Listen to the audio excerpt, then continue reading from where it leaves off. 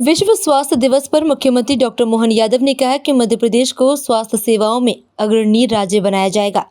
उन्होंने मातृ शिशु संजीवन मिशन रणनीति दस्तावेज को और अनमोल 2.0 पोर्टल का शुभारंभ किया। मुख्यमंत्री ने कहा कि सरकार के साथ समाज की भी भागीदारी आवश्यक है। प्रधानमंत्री नरेंद्र मोदी के नेतृत्व में देश ने कोरोना काल में प्रभावी टीकाकरण किया और वैश्विक स्तर पर उदाहरण प्रस्तुत किए।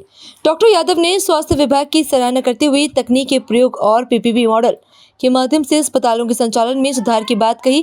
प्रदेश में मेडिकल कॉलेज की संख्या भी लगातार बढ़ रही है। इसलिए हमने आते ही पहला निर्णय ये लिया कि 2 मंत्रालय को एक किया। अब उससे आगे बढ़ते हुए आज जब हम एक के बाद एक संकल्प लेके आगे बढ़ रहे हैं तो कई सारे ऐसे प्रयोग हम कर रहे हैं जिसके माध्यम से हमारा चिकित्सा का क्षेत्र पूरे देश में मध्य प्रदेश सबसे आगे दिखे, अग्रगण्य दिखे, इस दिशा में हम काम कर रहे हैं।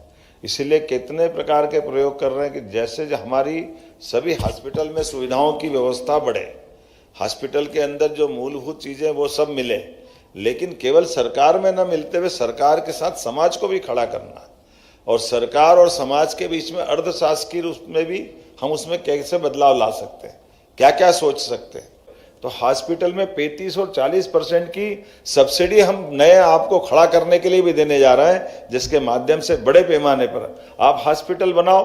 हॉस्पिटल में आपकी जो लागत लगने वाली उस लागत के आधार पर बी कैटेगरी में 15 करोड़ तक की आपको हम अपनी तरफ से ये सब्सिडी देने वाले हैं, आपको लाभ देने वाले हैं। और इसी प्रकार से सी कैटेगरी में इसमें हम 40% तक आपको सब्सिडी देने वाले।